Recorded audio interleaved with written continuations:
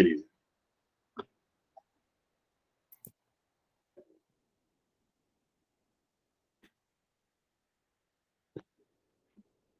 Apareceu já ainda? Marquinhos. Apareceu já? Agora sim. Pessoal, é isso. Boa tarde. Essa aqui é a nossa terceira reunião do semestre. E hoje, justamente, para falar sobre exploração econômica da imagem de atletas. E isso a gente diz de uma maneira geral. Hoje, a gente fez um singelo convite aí, né, para o nosso professor Isabela, né, que gentilmente atendeu a gente, né. A gente sabe que é bastante difícil, né, justamente parar ali para vir aqui falar assim conosco, aqui, né. Então, desde já também, professor, obrigado mesmo por isso. E não é a primeira vez que eu vou lá para encher o seu saco também, né? Eu lembro que naquele negócio da FIFA também, enfim, mas é isso. Gente, a gente teve que hoje ver também um case, tá bom? E o professor, ele vai dar aqui uma mão para a gente com isso. O professor Isabela, ele é doutor e mestre e, e também formado pela USP, tá? Então, ele também tem anos e anos aí na área, né? E eu lembro que foi um dos primeiros trabalhos junto com o livro do professor Zainag que eu li acerca do tema, né? Então, assim, incrível ou não, estamos aqui com a fonte, ponto. É a fonte da lei para isso daqui. Bom, gente, é isso.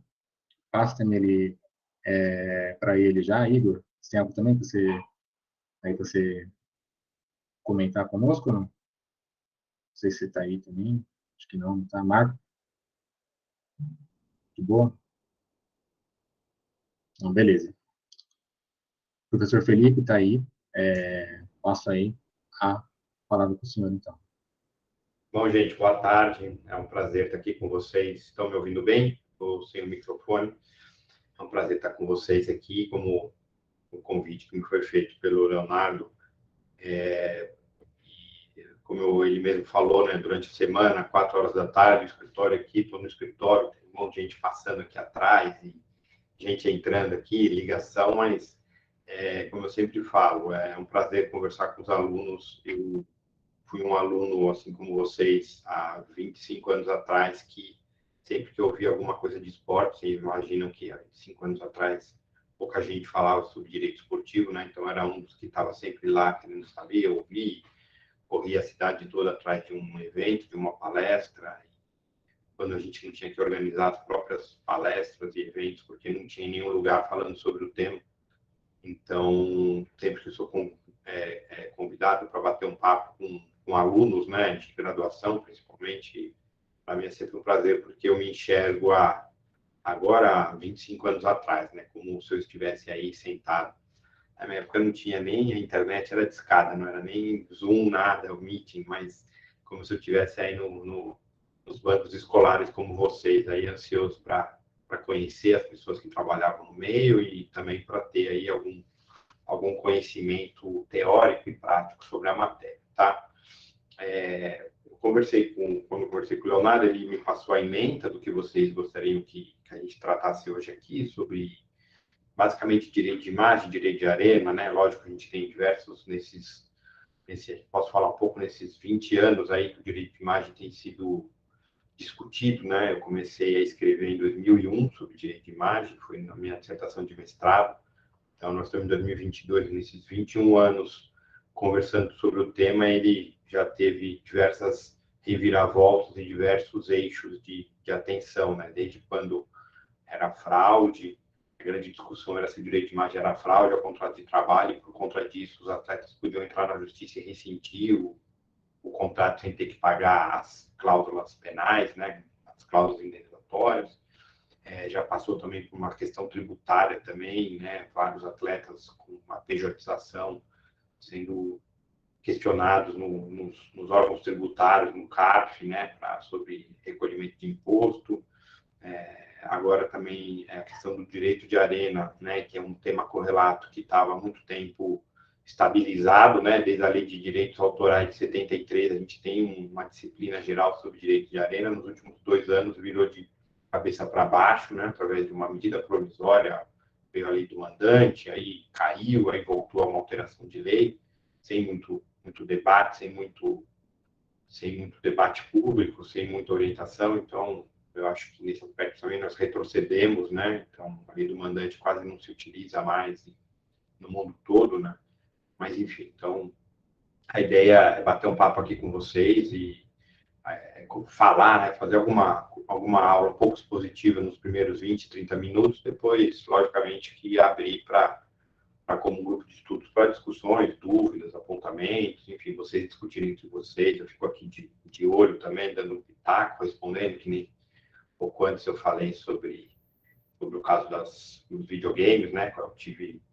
Em 2 semanas eu tive lá em Zurique com a representante do Sindicato Mundial dos Atletas e tratamos numa aula, e depois também conversei pessoalmente com ela. Quero trazê-la aqui para o Brasil, ou trazê-la no sentido online, né? Quero trazê-la num evento aqui no Brasil para falar sobre essa questão das figurinhas. Então, enfim, a gente tem diversas nuances nesse tema.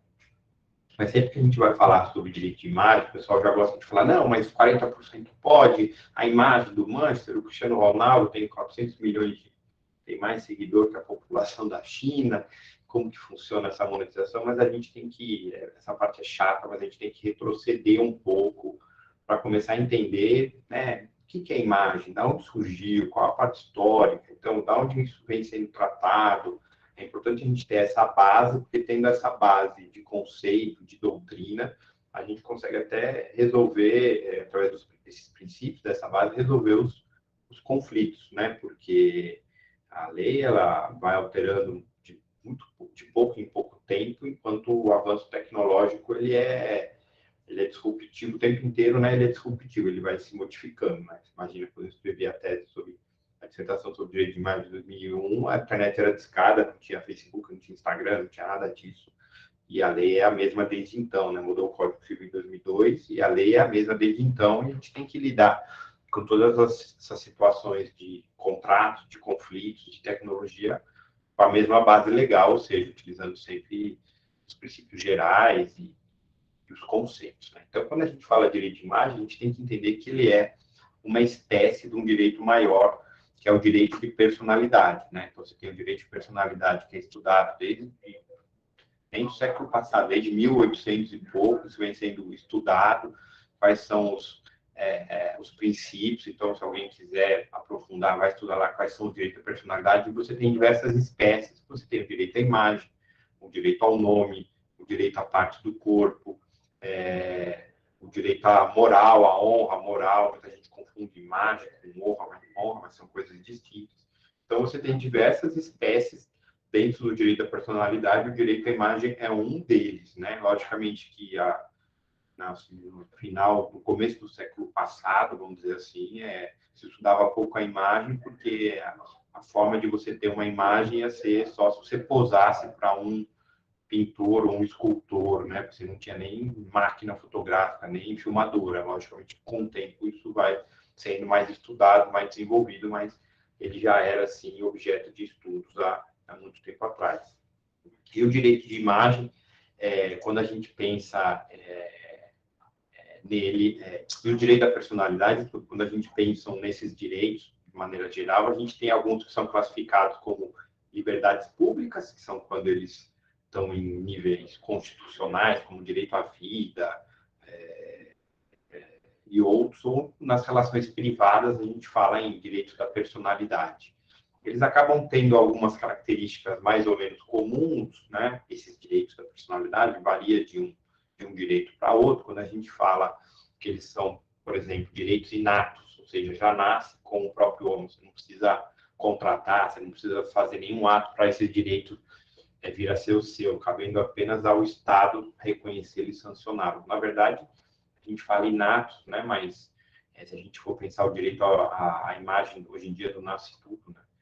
Então, antigamente, você tinha o ultrassom, né? Hoje em dia, você tem o morfológico, quem tem filho, quem teve filho recentemente, com 4, 5, 6 meses de gestação, você já tem a foto, a imagem da criança, né? Então, isso já tem um conteúdo jurídico ali, patrimonial, inclusive, né? Então, mas, enfim, inatos, a gente fala que eles são vitalícios, né? Você nunca vai deixar de perder o seu direito à imagem. Você pode licenciar o uso para uma determinada pessoa, mas ele vai ser sempre seu, você não vai transferir a propriedade dele, né? Então, inatos, intransmissíveis, a gente fala também que são imprescritíveis.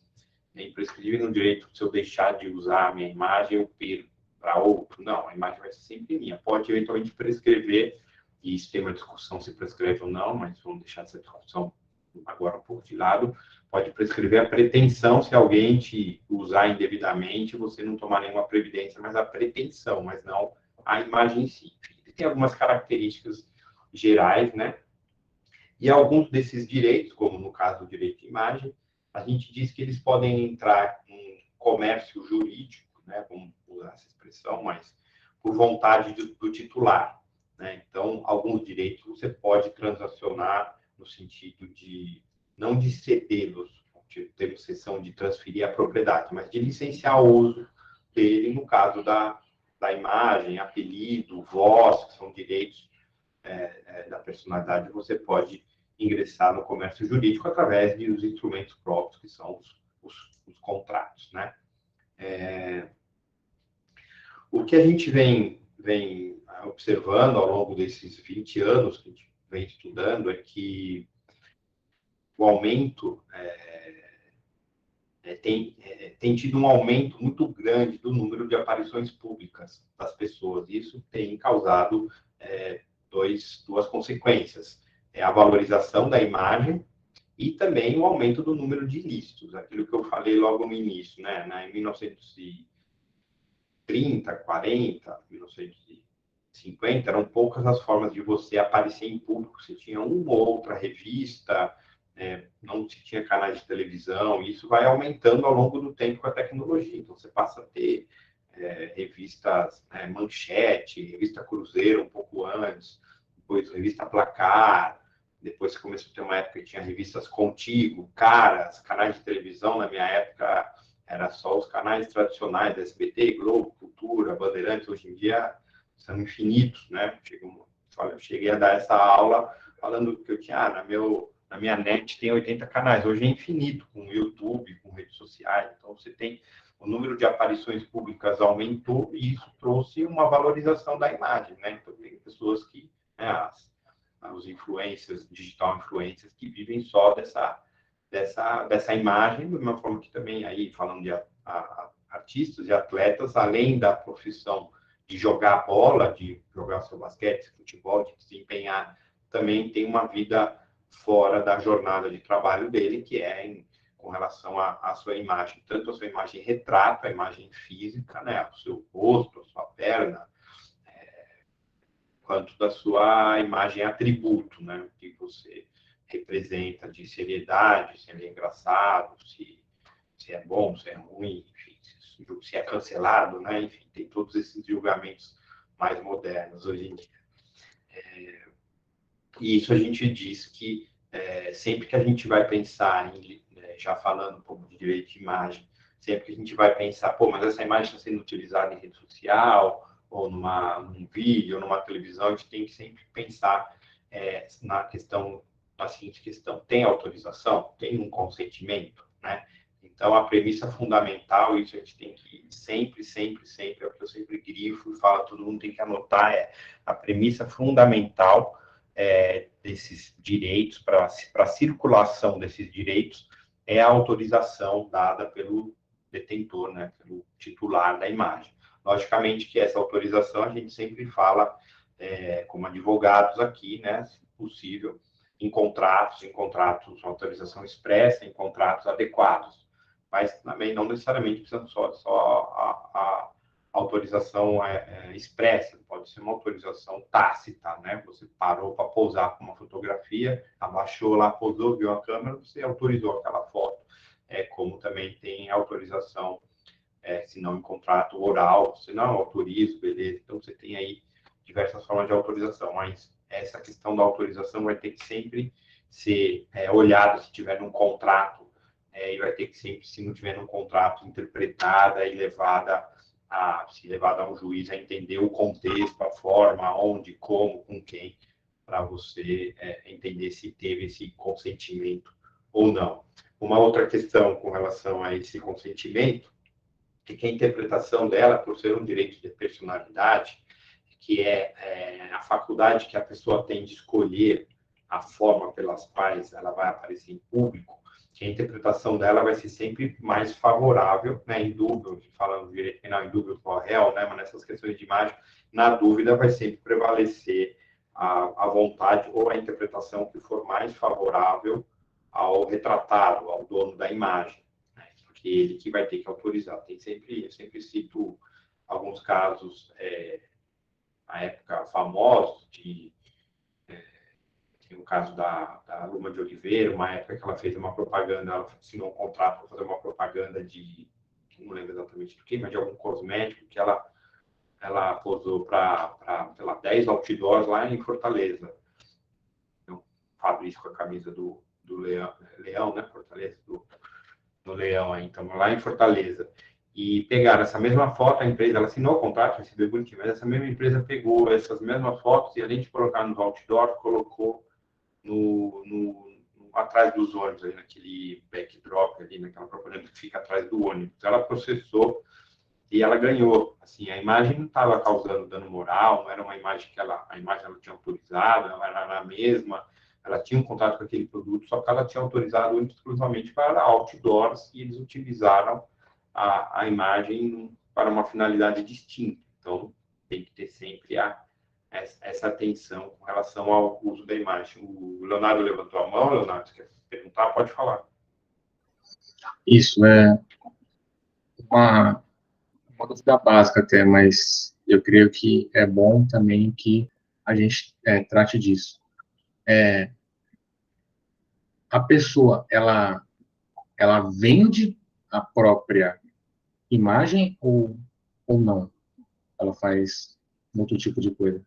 Ela Não, vende exatamente? Eu vou comentar, porque, assim, como eu falei das características gerais do direito da personalidade, eu falei que os direitos são, uma das características deles é que eles são intransmissíveis, né?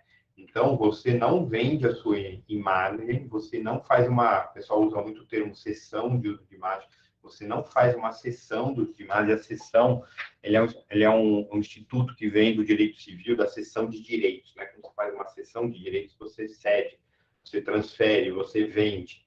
Então, o termo correto, tecnicamente correto, é você falar uma licença de uso da imagem, uma autorização, eventualmente até uma concessão, talvez possa até ser utilizado, mas é uma forma que a propriedade vai ser sempre sua, você vai licenciar para que outra pessoa use, explore essa imagem.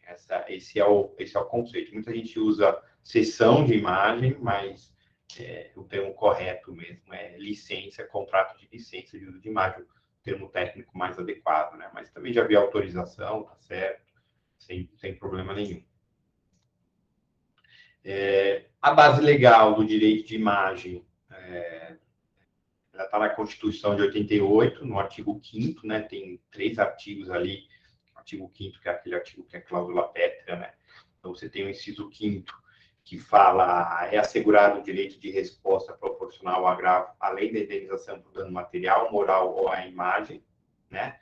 Então, e aqui a gente já tem uma diferença do que é dano moral e do que é dano à imagem, né? São questões distintas.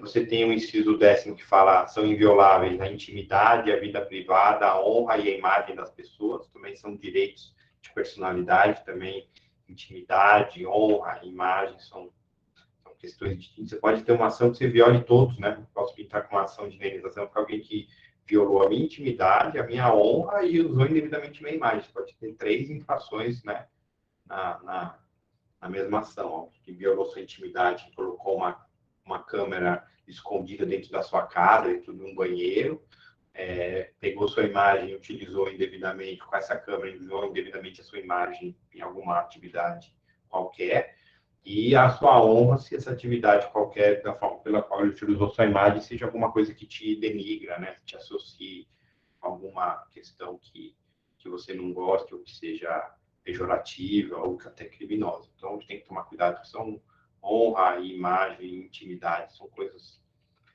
são distintos, né? E ainda você tem no inciso 28 do artigo 5º que fala da proteção das participações individuais em obras coletivas e a reprodução da imagem e voz, inclusive nas atividades esportivas, né? Então, é um pouco aqui na proteção da imagem, um pouco na questão do direito de arena, na proteção da imagem como direito ao autor. E é até curioso também tratar desse tema, que muita gente, até a Constituição de 88, defendia que não existia dano moral. Então, tem vários julgados, né, pouco antes, na década de 70 e 80, que falavam que não existia dano moral, porque não tem nada né, imaginar na década de 70 alguém ser negativado, ou ser protestado indevidamente. A discussão sobre dano moral, ela veio sendo construída na doutrina e na jurisprudência e foi só consagrada, assim, sedimentada na Constituição de 88, né, e o direito à imagem também. E além da Constituição, no artigo 5º, a gente tem o Código Civil, que aí também é um grande problema, que é o artigo 20 do Código Civil, que fala do direito à imagem, que é um artigo que logo que entrou em vigor em 2002 já vieram pedidos e projetos de lei para alterá-lo, porque ele tem uma inconstitucionalidade, mas acabou não sendo prioridade para ninguém, ele continua lá.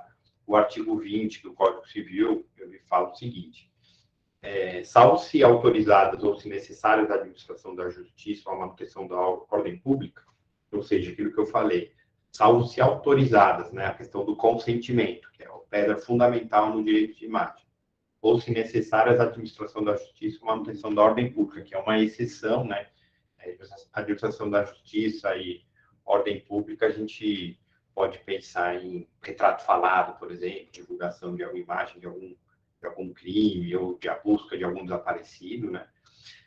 A divulgação de escritos, a transmissão da palavra, ou a publicação, exposição, utilização da imagem de uma pessoa poderão ser proibidas a seu requerimento, sem prejuízo do que couber, se lhe atingirem a honra, a boa fama ou a respeitabilidade, ou se destinarem a fins comerciais. Então, o grande problema desse artigo aqui é que ele fala, né, ele tem aqui as exceções de manutenção de ordem pública e autorização, e ele fala que a utilização indevida da imagem pode ser proibida, eventualmente tem direito de indenização, e ele coloca algumas restrições que a Constituição não coloca, que ele fala se atingirem a honra, a boa fama, a responsabilidade, ou se destinarem a fins comerciais. Qual que é a grande pegadinha aqui, ou pegadinha não, qual que é o grande ponto de atenção? O direito à imagem é um direito autônomo, né? Uma simples uso não consentido, ele é passível de indenização. Então, eu sempre uso esse exemplo, que é um exemplo bem forçado, mas é um exemplo que fica claro para todo mundo entender. O artigo 20 fala que tem que ser... pegar o artigo aqui, tem que ser atingir a honra, boa fama ou a respeitabilidade ou destinar a fins comerciais. Eu posso pegar uma imagem do Cristiano Ronaldo, do Neymar, do Ronaldinho, do Ronaldo Fenômeno, enfim, pegar a imagem dele, colocar numa camiseta, começar a vender por aí não, colocar numa camiseta e falar que o Ronaldo Fenômeno apoia a campanha do câncer de mama, o instituto lá que do câncer infantil, a CASSE, ou qualquer outro instituto para fins de benemerência pode utilizar essa imagem. Vai falar, bom, não está atingindo a honra, nem a boa fama, nem a respeitabilidade no caso aqui do Ronaldo Fenômeno. Pelo contrário, está até enaltecendo, olha, legal, o Ronaldo aderiu aqui à causa do câncer de mama ou da criança com câncer. E também não está se destinando a fins comerciais, porque toda a receita vai ser destinada para entidades sem fins lucrativos, entidades aí de combate ao câncer. Você pode fazer isso? Não, não pode. É lógico que, e esse é o grande problema do artigo 20, né? Então, o uso não consentido, mesmo que ele não tenha fins comerciais, e mesmo que ele não te cause nenhum constrangimento, ou nem atinja sua honra, sua boa fama, ele também não pode ser autorizado, ele não pode ser feito. Isso que é o grande X da questão entre o artigo 5º da Constituição e o artigo 20 do Código Civil.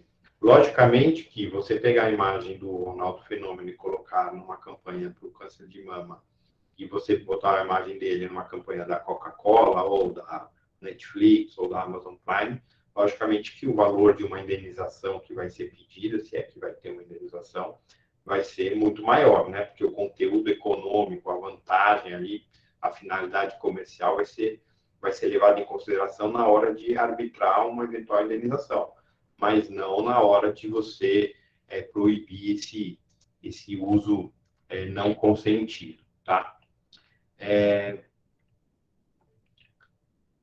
Passando um pouco dessa parte até para a gente avançar e a gente ficar aberto aqui para conversar com vocês, entrando agora um pouco mais na questão do atleta, né? Tem mais um outro ponto da parte geral que é interessante colocar. O fato de ser um direito da personalidade, né, um direito da pessoa que vai ser sempre dela e que ela não vai poder nunca, como o Leonardo tentou, nunca transmitir no sentido de vender, de passar para outro, mas sempre autorização de uso, licença de uso. Esse caráter de direito de personalidade possibilita que essa autorização, essa licença, pode ser revogada a qualquer momento. Então, você não vai ter nunca como exigir ter uma cláusula nesses contratos de cumprimento obrigatório. Aquelas de revogabilidade e retraçabilidade são cláusulas que não são execuíveis nesse tipo de contrato. Logicamente que se a pessoa não quiser mais o que ele contratou, né, que a imagem seja explorada, que vai ter direito à multa, indenização, perdas e danos, lucros cessantes, e isso tem que ser muito bem detalhado no contrato para você não ter prejuízo. E são alguns casos, né? Não tem nenhum exemplo aqui de jogador de futebol, mas tem sempre, a doutrina brinca com aquele exemplo do cara que era careca e fez implantes de cabelo, que era gordo e virou magro, ou era magro e virou gordo. Tem os casos mais que se fala, mais famosos, são de atrizes que fizeram filmes pornôs, né, vamos dizer assim, filmes B, e depois acabaram por entrar para algum tipo de aderir, enfim, a sua fé, religião, algum tipo de igreja, e acabaram pedindo para que essas imagens, essas fotos ou esses filmes fossem tirados de circulação, de promoção. Então, existem alguns casos. Então, a gente tem também ter em mente que, na hora de celebrar esses contratos, a gente tem que ter cláusulas das multas por descumprimento e tem que ter sempre uma cláusula em aberto de indenização por perdas e danos e lucros cessantes, em caso, mais para frente, o detentor, o proprietário, né, da imagem, o retratado, venha a pedir para que essa imagem não seja mais utilizada. Então, esse é mais um aspecto interessante que a gente faz questão de abordar. Falando já da imagem do atleta, um outro ponto que na época também sempre confundiam, falava, não, vamos colocar multa, né? Porque o atleta fazia o contrato de trabalho e o contrato de imagem. Aí colocava no contrato de imagem uma multa, um contrato de 1 ano, 10 mil por mês, né? Daria uns 120 mil reais. Um contrato colocava uma multa de 10 milhões de dólares, ou 10 milhões de reais, como se fosse uma multa para transferência, como se fosse a multa de transferência para um clube no exterior. Mas não, o contrato de imagem do atleta é um contrato de direito civil, né? A multa ela tem que ser estabelecida com base no Código Civil, lá nos artigos 408 a 416 do Código Civil, que trata da cláusula penal, que trata dos limites da cláusula penal, né? O valor da cláusula penal não pode ser nunca superior, né? A multa não pode ser nunca superior ao valor do contrato, a multa tem que ser equitativamente reduzida com o cumprimento do contrato, né? Tem que ser, vai diminuindo com o andamento do contrato. Então, tem alguns aspectos que o pessoal confundia muito a relação desse contrato de imagem com o contrato de trabalho. Depois, e aqui já falando especificamente na questão das mudanças que a lei foi tendo de 98, vamos dizer assim, né, quando começou a Lei Pelé, da edição da Lei Pelé até hoje, é que existia, como eu disse, a grande questão do contrato de imagem era a vinculação dele, ou não a vinculação, quando ele era levado para a Justiça do Trabalho por ser considerado fraude ao contrato de trabalho. Então, o que acontecia? Alguém levantou a mão aqui? Eu estou falando e vi que alguém levantou a mão. Professor, se você quiser responder tudo no final, beleza. Também. Não, posso ir respondendo, acho que fica legal também. É só se for alguma coisa que tiver aqui na minha listinha de itens que eu já vou falar, eu peço licença. Se for alguma dúvida que eu deixei passar. Então, dá para fazer assim, doutor. O doutor vai falando e a gente tem uma lista. Eu coloquei ali uma lista de pessoas para fazerem as perguntas, e daí, assim que o doutor concluir, né, aquilo que o doutor já tem para falar, aí a gente abre, daí já tem ali os nomes de quem vai perguntar para você, tá bom? Não, beleza. Se também alguém quiser. Quem quiser perguntar, só manda ali, ou pode levantar a mão e eu já coloco ali na lista, beleza? Tá bom, se também quiser escrever aqui, eu deixo aberto aqui, se alguém quiser escrever alguma coisa que eu comente rápido aqui, não quer... Se alguém for muito ansioso, já quiser, pode mandar aqui. Fui eu. Não faz isso, senão já começa agora. Então, calma. Então, quando a gente começou lá atrás, o que o pessoal fazia, né? Para quem ainda não está tão... Sei que tem alguns experts aqui no tema, mas para quem não é, para te deixar todo mundo na mesma página, a grande questão, quando iniciou a Lei Pelé em 98, né, com a vigência a partir de 2001, da questão do término do passe, era que tinha aquele artiguinho lá que falava que se você ficasse 3 meses sem pagar o salário do jogador, ele podia entrar na justiça e rescindir o seu contrato. Então, alguns atletas começaram, né?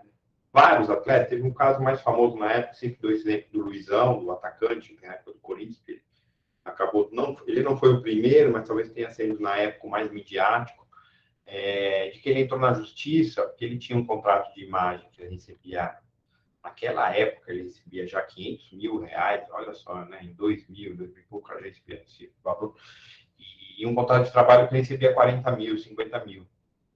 E foi naquela confusão de Corinthians com Rick Mills e o dólar, que era 1 para 1 em 98, 99, 2000, ele estourou de 1 para 4, o contrato estava dolarizado, os valores foram feitos.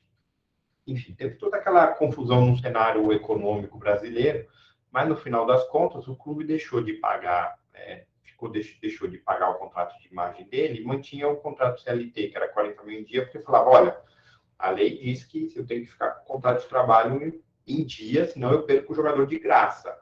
Então, se eu puder atrasar alguma coisa, eu atraso a imagem. E ele estava negociado, né, acho que com o Borussia Dortmund, e ele se machucou, já estava negociando para fazer o último jogo, ele se machucou no Pacaembu, rompeu o ligamento do joelho, não teve a transferência, ficou quase um ano afastado, voltou jogando bem. E aí o Corinthians estava devendo para ele vários meses, mais do que os 3 meses de imagem. E aí ele entrou na justiça falando, olha, excelência, esse contrato de imagem aqui é uma fraude ao contrato de trabalho, eles estão pagando aqui uma fortuna pela minha imagem, mas nunca fizeram nada com a minha imagem. Os contratos tinham cláusulas muito mal redigidas na época também, uma série de questões. E a juíza reconheceu que não, esse contrato de imagem aqui não tem sentido, feito com a empresa que o Luizão é só simplesmente para pagar menos imposto tal, e realmente tem aqui meses e meses que estão atrasados. Ele falou, se esse é realmente uma fraude, se isso é um salário mascarado, tem essa lei aqui que a senhora nunca ouviu falar, que é a lei 9.615, que diz que se ficar mais de 3 meses em atraso, o salário eu tenho direito a sair a rescindir o meu contrato sem ter que pagar multa. Aí a juíza deu a liberação para ele.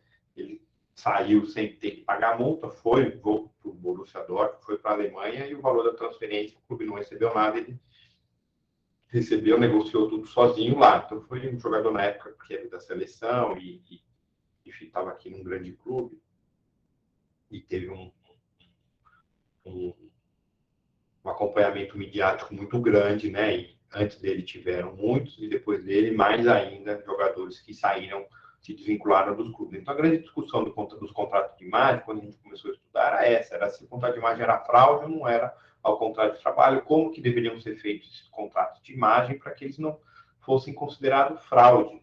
E aí, isso que a gente sempre defendia, que nem todos os contratos, né, nem todos os contratos de imagem celebrados entre o próprio atleta e o seu clube ou a empresa que o atleta fosse sócio são necessariamente fraude.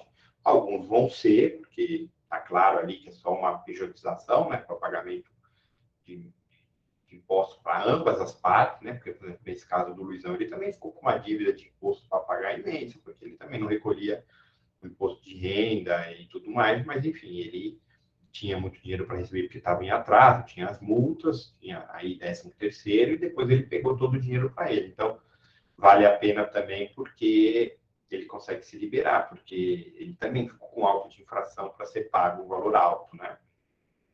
Auto de infração, alto com U, um valor alto com L, né? Mas o que a gente sempre defendeu é que nunca pode partir de pressupostos de que o fato de ter o contrato de trabalho e o contrato de imagem necessariamente é uma fraude, de que existe uma grande diferença na hora que você vai utilizar a imagem entre a imagem utilizada durante a jornada de trabalho e a imagem fora da jornada de trabalho. Talvez nos anos 2000 isso fosse ainda um pouco novidade, hoje isso está muito claro, principalmente com as redes sociais, né?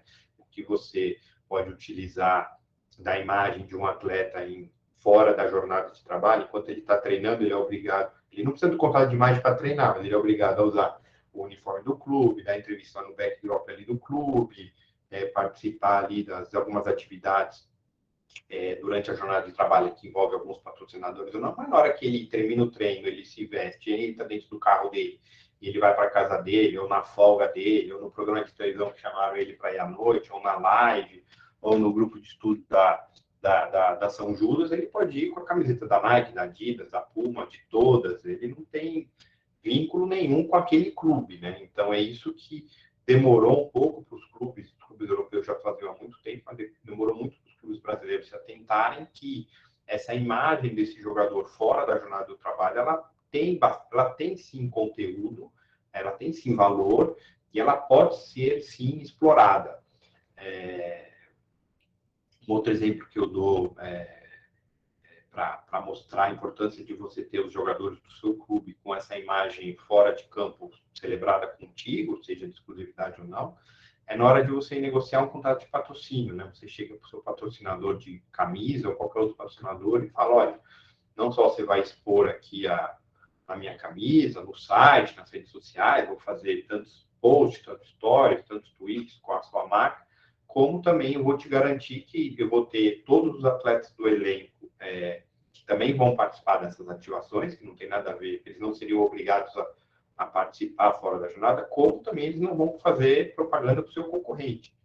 Teve uma época que, uma dessas vezes que o Santos repatriou o Robinho, o Santos era patrocinado pela Sempre Toshiba, e o Robinho tinha um patrocinador pessoal dele, que era Samsung. E a propaganda que mais tinha era o Robinho, na época que começou essas propagandas em sites que tinha alguma movimentação. Era o Robinho, você entrava no site da Globo, do UOL, era o Robinho fazendo embaixadinha com o celular da Samsung. O pessoal da Sempre Toshiba ficou doido, né? Porque parecia muito mais a Samsung que a Sempre Toshiba, né? A Sempre Toshiba, né? Não chega a ser um ambush marketing, um marketing de emboscada, mas é uma forma. Então, uma vez eu tive com o Ronaldo, ele estava explicando as discussões que foram a negociação dele quando ele foi pro Real Madrid, acho que foi pro Real Madrid, que é Adidas, né? O cara é Nike, né? Então, assim, tinha que ficar discutindo quais, além dele ser Nike, ele tinha os patrocinadores pessoais dele, o Real Madrid tinha outros, muitos eram conflitantes. Assim, o contrato de trabalho era $500 mil, €500 mil, o valor, mas para ficar encaixando em qual setor, qual patrocinador que ia fazer isso, aquilo, foram minutos, minutos e minutos. Fora que você tinha outdoor na cidade de Madrid, Ronaldo todo vestido de Nike, com outras cores, nada com o uniforme do Real Madrid, e do outro lado da rua ele com o uniforme do Real Madrid todo vestido de Adidas, né? Então, veja só o poder dessa imagem, né? Ele contou também um caso engraçado que Ismael sempre gosta de falar também, que o Real Madrid tinha um meião branco dele era meio fino, assim, o tecido era muito grosso, e a Nike percebeu e deu uma caneleira para ele usar, porque a chuteira, a caneleira e a luva são livres, né?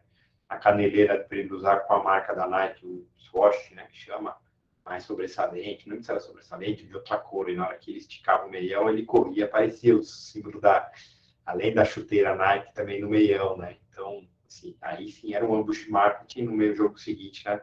A Adidas mandou fazer um meião bem felpudo, assim, um meião bem grosso para não ter esse problema. Então, são questões aí do dia a dia do esporte que a gente vê. O pessoal fala, mas como é que você vai saber a questão da imagem, como mensurar? Pô, se eu vou pagar o atleta, isso eu estou falando um pouco antes de a gente chegar na lei que limitou a 40%, né?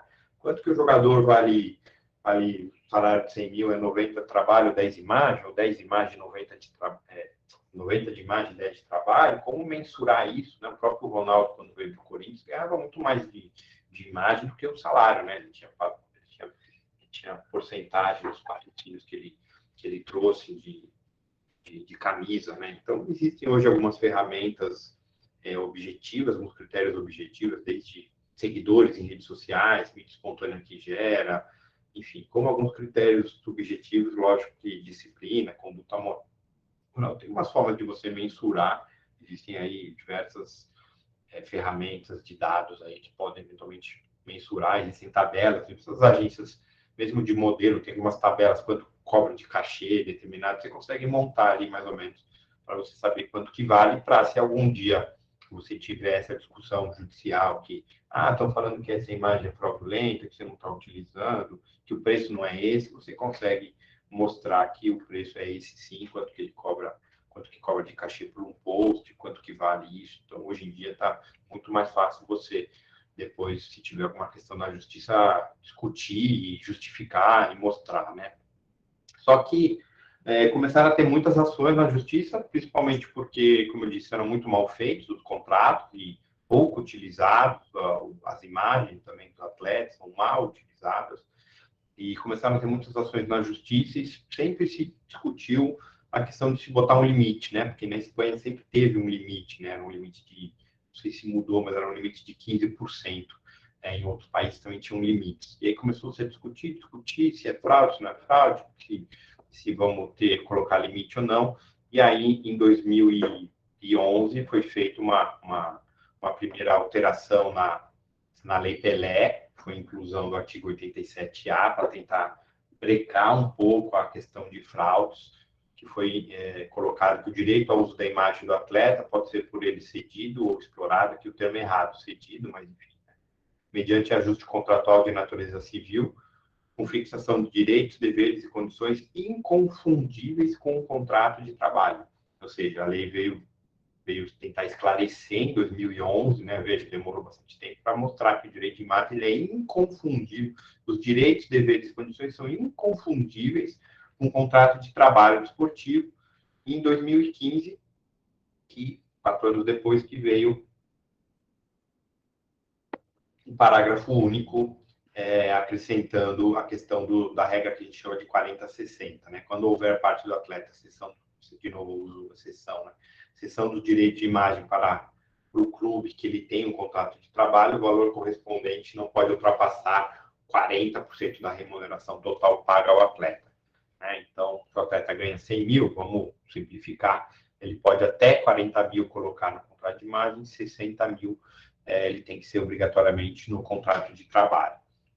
Tem poucos julgados sobre esse assunto, mas já vi gente defendendo defesa de diversos lados, vamos dizer assim, no sentido de que mesmo se você fizer cumprir essa regra de 40-60, se ele for mal feito, mal utilizado, vai ser considerado fraude sim, como também já vi gente questionando a constitucionalidade desse dispositivo, no seguinte sentido, que pode ter determinado jogador, né, um fora de série, um supermediático, que ele pode valer muito mais. Não necessariamente bom, né? Às vezes você pega hoje em dia, um streamer aí qualquer, aí famoso, que tem não sei quantos milhões de seguidores, e bota ele para... Teve um caso, acho que no São Caetano, que federou um sei quem que é exatamente, não lembro se é um Twitter, alguém famoso, para tentar... MC Livinho. O MC, né, que tinha não sei quantos milhões de seguidores, então, te pago R$1.000 de salário e 10 mil ou tantos por cento para você arrecadar de imagem, que vai dar muito mais que os 40, 60, eu acho que tem sim como justificar. O que a gente recomenda sempre é, segue a regra do 40-60, que é o básico do básico, que é o que tem para defender, comprove os percentuais, comprove, use a imagem que realmente existe, material mesmo para hoje em dia, para clubes menores, tem o que ser feito via redes sociais, é de graça, né? A gente vem com o estagiário lá da rede social, consegue fazer diversas ativações, tem como você... alguém está falando aqui também, luva de pedreiro, né? Enfim, então tem como você utilizar, e se tiver algum caso super excepcional, aí, mediante até pareceres e consultas legais, acho que tem como sim justificar, extrapolar essa regra do 40-60.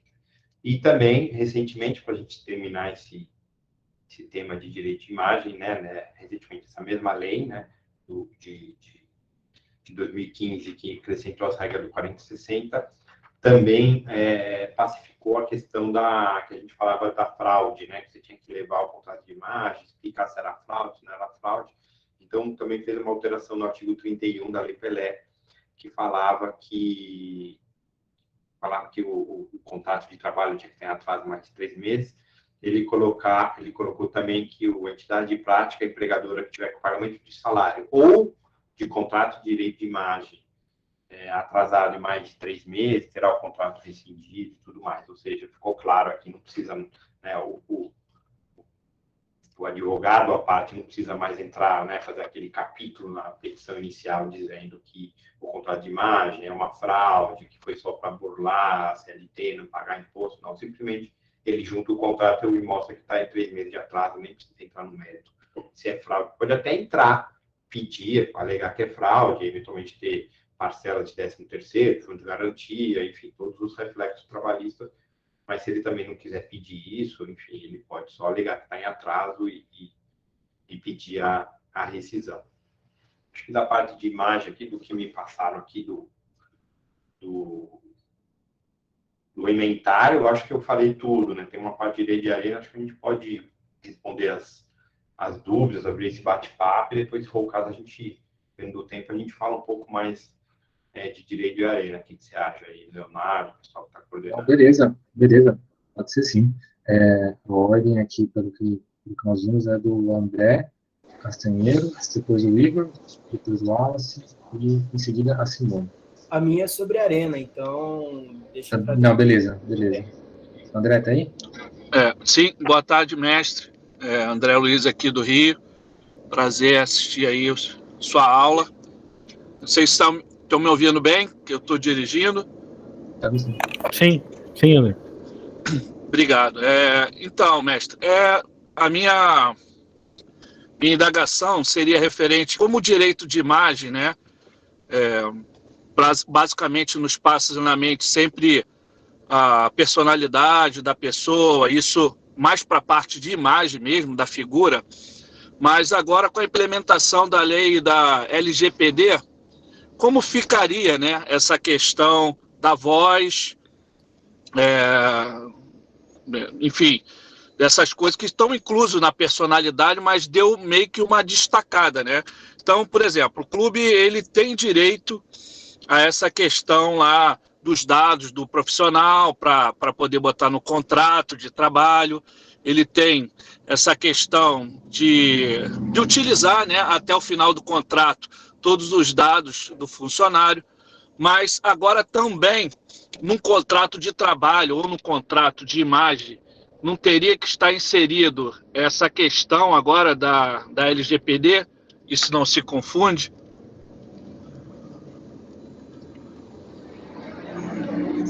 André, obrigado pela pergunta. Te confesso que eu não vou te enrolar, não, porque eu não sei se eu não entendi ou se eu também não sei te responder claramente com relação à LGPD. Mas eu respondendo aqui por princípios gerais, se ajuda, como eu disse, a utilização da imagem, eventuais dados, vai depender do que estiver no contrato. Se não tiver no contrato, aquela questão que eu disse, que a interpretação vai ser sempre favorável ao retratado, ao atleta, à pessoa detentora da imagem. O que não tiver autorizado ali expressamente que pode ser feito, o clube não vai poder fazer.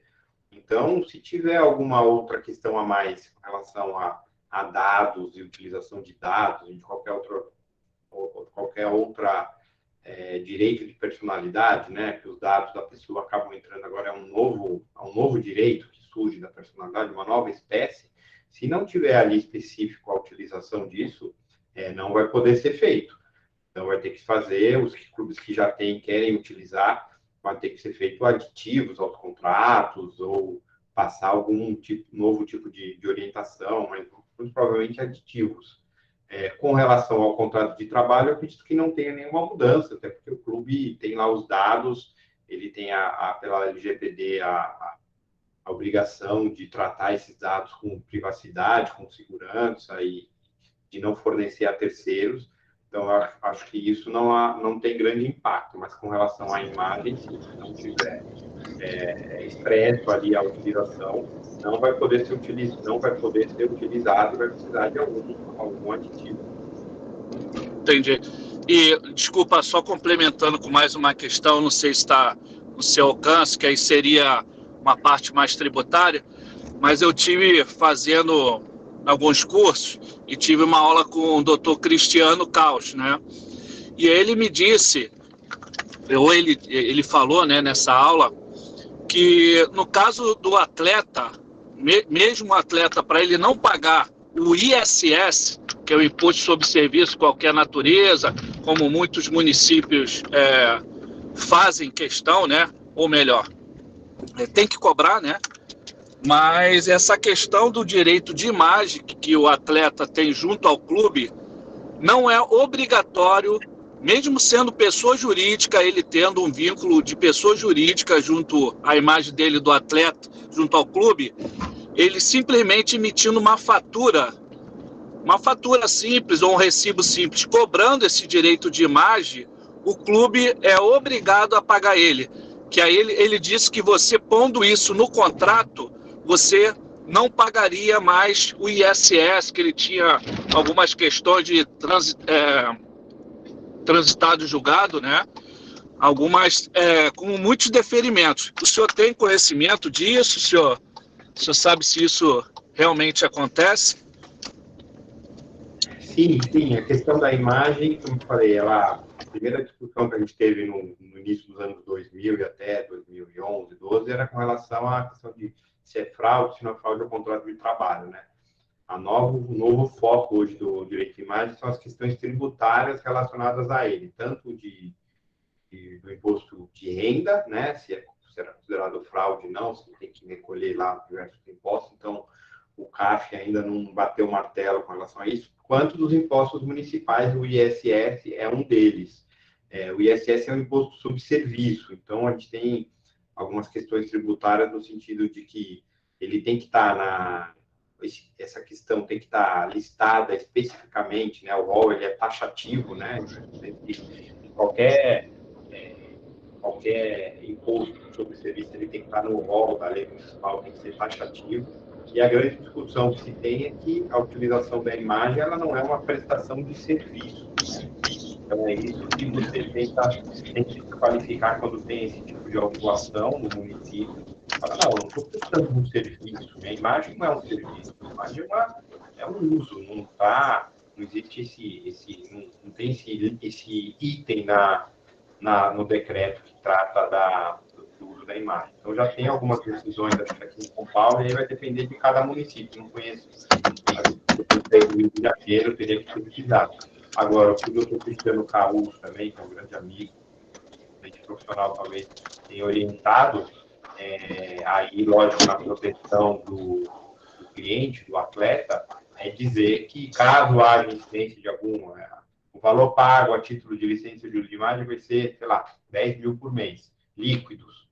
Caso haja incidência de algum imposto sobre, seja federal, municipal, enfim, sobre essa parcela, o o responsável tributário deverá ser o clube a recolher, a reter ou, eventualmente, a indenizar depois se o atleta for cobrado. Então, é uma cláusula que você coloca no contrato como uma forma de proteger caso venha uma autuação lá na frente. Obrigado, mestre. De nada, André. Na sequência aqui, Wallace. Boa tarde a todos. Boa tarde, Felipe.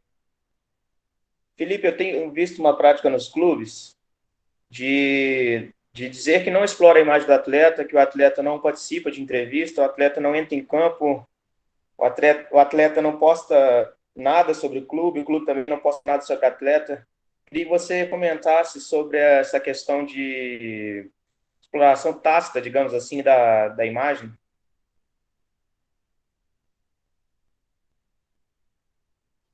Sem áudio. Desculpa. Eu não entendi. Sobre a utilização tácita da imagem? Isso, digamos assim, tácita. Por exemplo, o clube diz que não explora de nenhuma forma a imagem do atleta, mas o atleta está sempre à disposição do clube, tanto quanto nas normas trabalhistas, quanto na ideia de imagem. Eu queria que você comentasse se existe alguma ideia de exploração tácita. Professor, eu acho que o caso em que existe pagamento, mas não o uso dessa imagem. Não, na verdade, isso, né? não existe pagamento.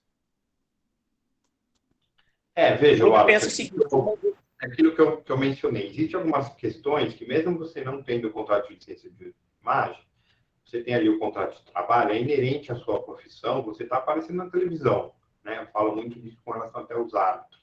O árbitro quer o direito de imagem porque ele apareceu na Globo, domingo, quando estava. O Faustão também quer, o William Bonner também quer, porque apareceu na televisão.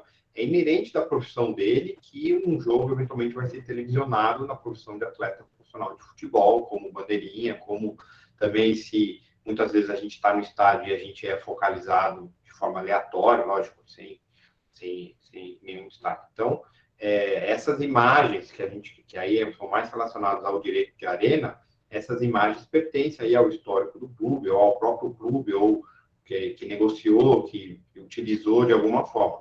Agora, o que esse contrato de licença de uso de imagem que a gente está tratando são para as questões referentes a fora da jornada de trabalho. Então, se de repente o clube, na rede social dele, pegar uma foto do time de 98, do São Bento Sorocaba de 98, e postar lá a foto do nosso clube nessa época, não é o uso da imagem individual daquele atleta, é dentro do contexto do trabalho dele, como quando ele virou jogador profissional de futebol, ele está ali dentro daquele contexto com todos aqueles atletas.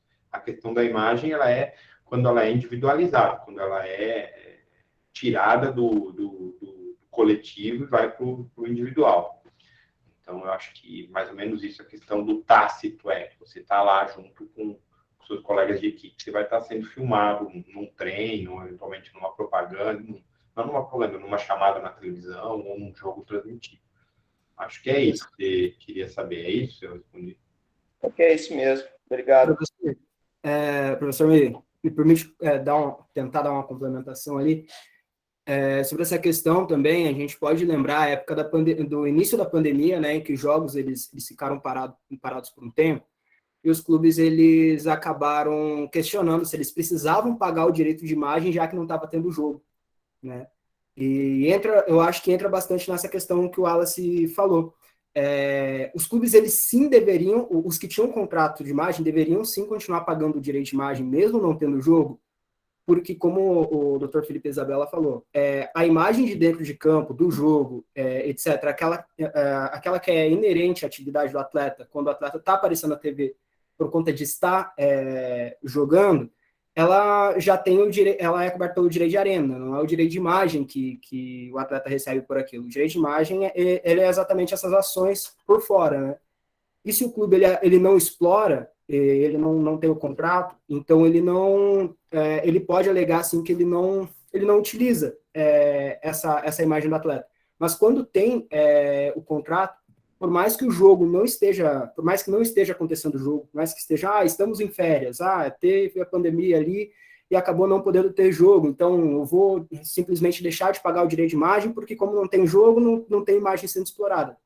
A imagem, ela tem modos de ser explorado, e ela está sendo explorada muitas vezes por outros meios, né? Como é o caso ali, como foi citado, questão das álbuns de figurinhas, jogo de videogame, dentre outros que estão ali no contrato, né? Então, aquela imagem, a imagem dá para ser entendida como dois modelos diferentes de imagem. A imagem de dentro do jogo, que é onde o jogador está elaborando, não exatamente vem da elaboração direito de arena, mas eu acho para ficar mais fácil, no meu entendimento, não vem da elaboração, e o do labor, mas a de fora de campo, que daí é o direito de imagem que a gente está falando agora.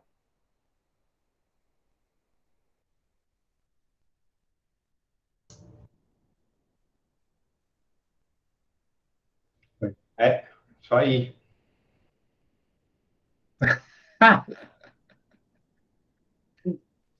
Professora, acostume, porque aqui o povo questiona, eles já vêm assim, ó, prepara municiada, tá vendo? O Wallace, o Igor aqui, o povo já vem. Não, mas grupo de estudos, eu vou ficar só falando aqui, vocês ouvindo, eu acho que a ideia é que todo mundo se manifeste, fale, e, lógico, vai ter coisas que talvez a gente não concorde, mas não quer dizer que esteja certo ou errado, mas questão da imagem. Veio a pandemia, não quero pagar a imagem. Não, mas a imagem não tem nada a ver com a pandemia, tem jogo, não tem jogo. Você tem que pagar, porque vai postando, vai fazendo outras atividades.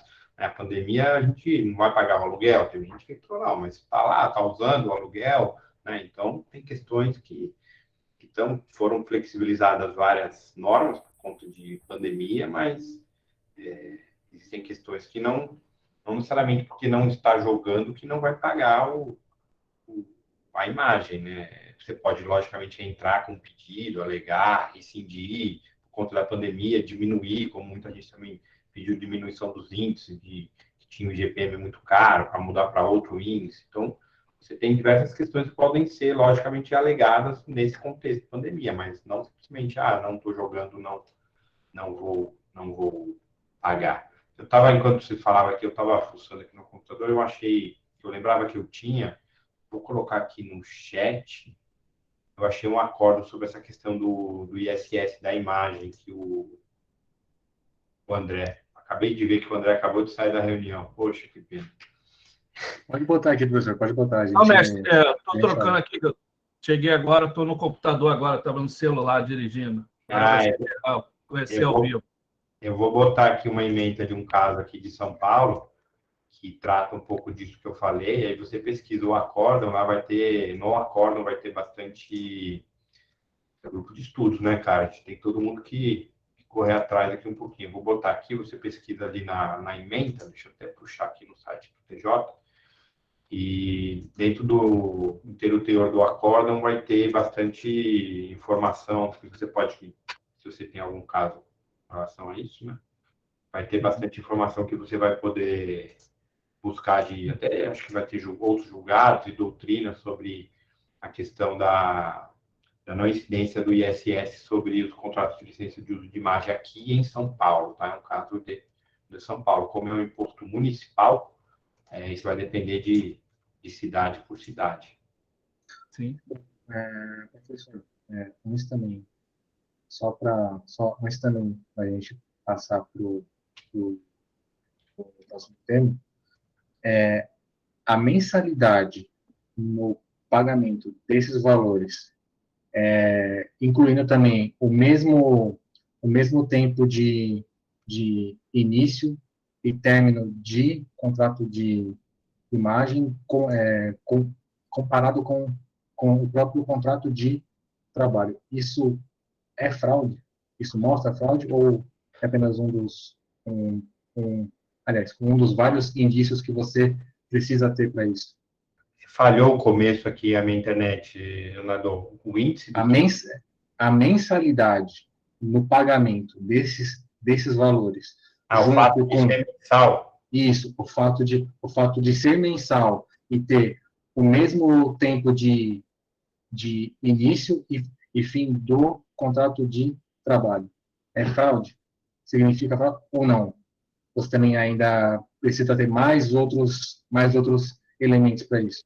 Não, eu defendo que só o fato de ser mensal por si só não significa que isso caracterize uma fraude, entendeu? Acho que tem que ter mais elementos. O fato de ser mensal pode dar a entender que, putz, também o salário é mensal, então tudo é mensal, mas eu acho que precisam de mais elementos. Isso por si só não... Porque várias coisas são mensais e não são salário, né? Você paga o aluguel mensal, você paga um monte de coisa mensal e não necessariamente quer dizer salário. Lógico que às vezes o cliente também pergunta, vai dar uma consultoria aqui, eu falo, você pode pagar a cada 2 meses, pode pagar a cada outra periodicidade, até para, na época, hoje em dia não essa equiparação no artigo 31 agora de atraso não tem sido uma preocupação dos clubes, né, pelo menos dos clientes que eu tenho tratado, mas antigamente a gente tentava até se esse era um dos elementos que os juízes se atinham para considerar fraude, tentar tirar a questão da mensalidade. Mas hoje em dia, a questão, né, por mais que a gente discutia se é fraude, se não é fraude, tá, a grande questão era assim, o grande problema da imagem era o não pagamento. Se os contratos de imagem tivessem todos em dia, né, se os clubes estivessem lá, do Luizão, ou estivessem todos em dia, não ia ter tido essa discussão se é fraude ou não é fraude. Ninguém ia entrar falando, ó, estou recebendo, mas é fraude.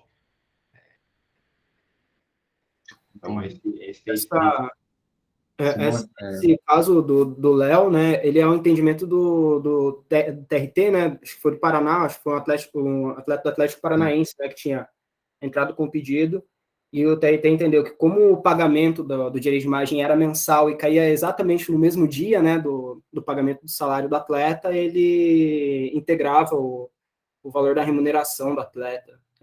O TRT acabou entendendo, eu não lembro qual deles.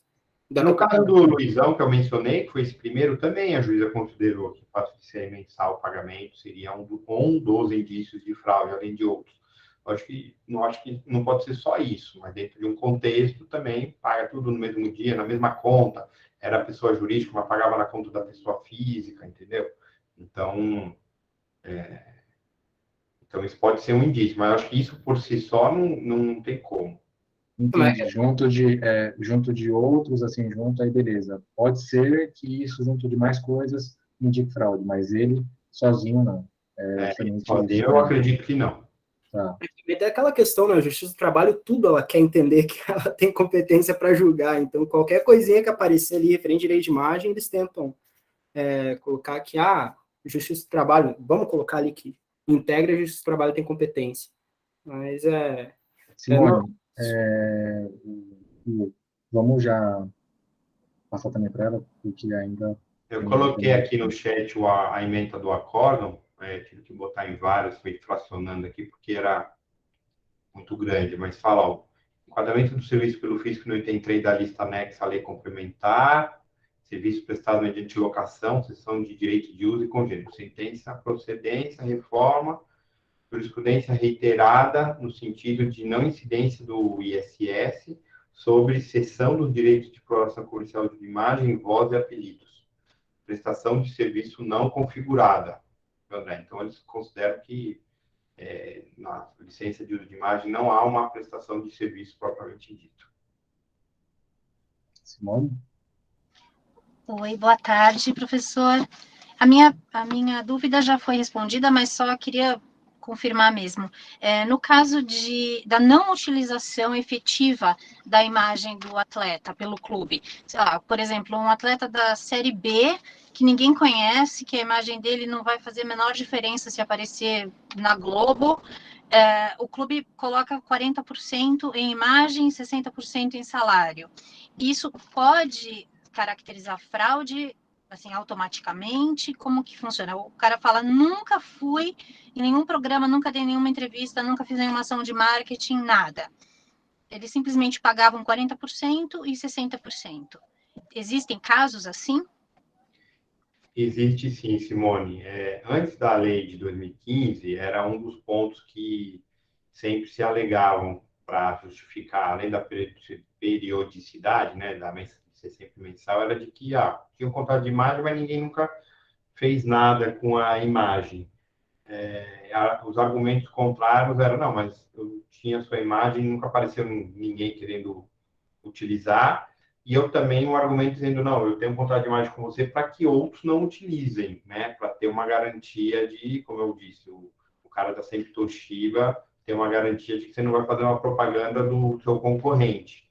Mas o argumento realmente é meio um pouco fraco, não sempre, na Justiça do Trabalho, sempre foi derrubado, vários acordam dizendo que esse também mais um dos indícios, talvez o mais forte de que você estava utilizando apenas ali como uma forma de elisão fiscal.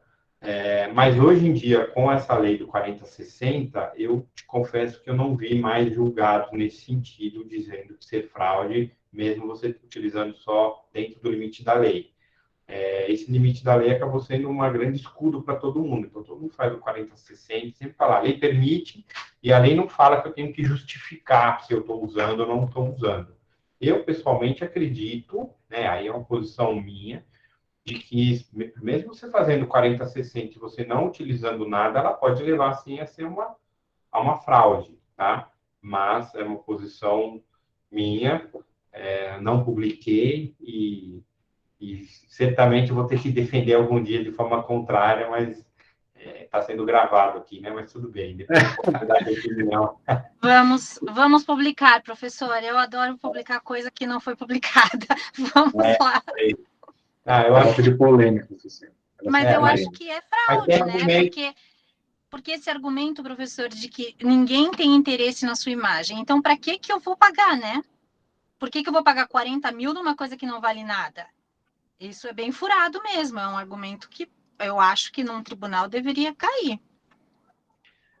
Eu acho que, por mais que a gente sempre fale em tese, né? Não, eu acho que deveria cair, mas de repente tem algum caso específico, uma situação, um contexto muito especial de uma cidade, de um atleta, de uma região.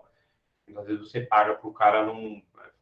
Acho que de maneira o Zequinha da Silva, você pagar para ninguém usar a imagem dele, é piada, mas às vezes pode ter alguma situação específica que você pode justificar. Hoje em dia é difícil justificar o cara não usar nada da imagem, né? Porque, como eu falei, um estagiário aí que trabalha de graça para o clube ou consegue fazer ativações em redes sociais, alguma coisa, e você minimamente juntar lá o que você fez, né? Mas talvez, como advogado do clube, então já seria um bom conselho para sempre fazer isso, para não ter discussão depois, né?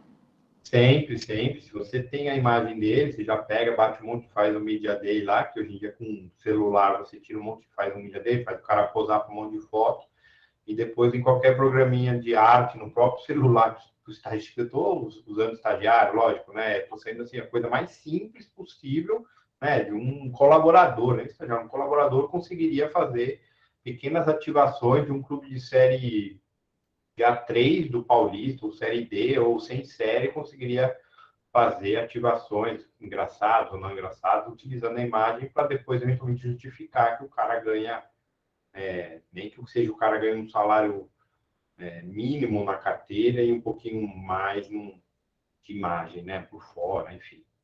Doutor, até sobre exemplo, embora tenham falado ali, atleta de série D ali, ó, às vezes sem ser um nível de futebol nacional, mas assim, esse caso ele entra num atleta de série A, mas ele não tinha uma projeção tão grande assim para a imagem. Não sei quem é que lembra do Diego Pituca, do Santos. O Diego Pituca era um jogador que veio do Botafogo de Ribeirão Preto, jogou um tempo no Santos B e subiu pro profissional. E, tipo, ele não tinha... A mídia não focava nele, etc. Tanto que muita gente falava, ele é aquele cara de muito futebol e pouca mídia. Mas ele tinha um contrato de imagem e ele ficou conhecido porque a torcida começou a usar aquele meme, não sei quem conhece aquele meme do aquele maldito sorriso, e daí usava ali, e ele ficou conhecido tanto que logo após, sempre quando colocava, quando o Pituca fazia um gol, etc. e tal, o emoji do sorriso ali, ou se não, descubra quem é o jogador, colocava o emoji do sorriso, entende? Todo mundo já identificava que era o Diego Pituca. Então, a imagem dele, ele tipo, era um jogador que era totalmente anônimo. Em pouco tempo, aquele jogador ganhou projeção muito por conta de um meme, uma brincadeira entre alguns torcedores. Então, é assim, o direito de imagem é aquela questão de confundir. O direito de imagem, você tá acordando o direito de você explorar a imagem, não o dever de explorar a imagem. Aí chega, mas se não explora é fraude. Então, mas eu contratei o direito de explorar. Talvez um dia ele possa ter projeção. E eu tenho que ter esse direito resguardado de explorar a imagem. Agora, quando você fala assim, não explorou, então é fraude, aí você já está colocando uma obrigação de utilizar a imagem. E não foi isso que o clube contratou. Quando o clube chega e tenta resguardar o direito de vir a um dia explorar a imagem, o direito de vir a um dia de ter esse direito resguardado para que um dia, caso ele precise, ou caso esse atleta, que muitas vezes não é conhecido, tome uma projeção, ele possa explorar sem nenhum problema. Ô, Igor, e aproveitando, complementando aí, para o clube é muito interessante já ter essas cláusulas assinadas, cara, que o cara pode muito bem, como a gente estava falando, de fornecedor também, né, de material, o cara fechar com um fornecedor de um material de um outro time que é concorrente ao seu, e aí se você não tiver nenhuma cláusula que diga que a sua exclusividade, você utilizar, né, a imagem do atleta, não tiver respaldado disso, só tiver no salário, você não pode bloquear ele, você não pode tentar entrar com uma ação e reverter isso, né? Reverter para quem ele possa ou não se ficar patrocinado, desculpa, né? E você não tem como fazer isso. Se o clube não tiver isso no contrato dele, desse contrato de imagem, ele está roubado. O cara pode fazer até contrato com uma empresa de cachaça aí e quebrar a imagem do clube, ou como você está falando mesmo, virar um meme, virar alguma coisa que frustre a imagem, né, que o clube tem por ele, se você não tiver isso. Eu acho que também reforça esse controle aí de segurança jurídica, né, sobre a imagem do jogador. André, essa questão de marca com O Igor, só tipo, pela também questão do tempo, vamos deixar o professor terminar, e aí sim a gente discute. a gente já volta. Uhum. Isso, melhor. Não, gente, à vontade aí, o debate está bom também. Não, é só também para a gente não segurar o senhor aqui também, beleza? Eu acho que vão ter mais dúvidas também sobre a Arena, então aí, se você já quiser falar sobre, a gente também, tudo bem. A Arena eu vou falar bem simples também, na verdade também falar um pouco do contexto, rapidamente, do contexto histórico, né? Arena vem de areia, né? A palavra latina vem de areia, né?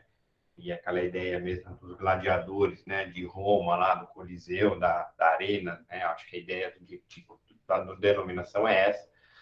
E, inicialmente, ela foi prevista na Lei de Direitos Autorais de 1973, e a justificativa da época dos autores da lei é porque foi na época do início das transmissões televisivas e não existia ninguém não existia uma regra disciplinando isso. Então, as televisões não, a televisão tinha uma só ou duas, que iam lá, filmavam os jogos, transmitiam.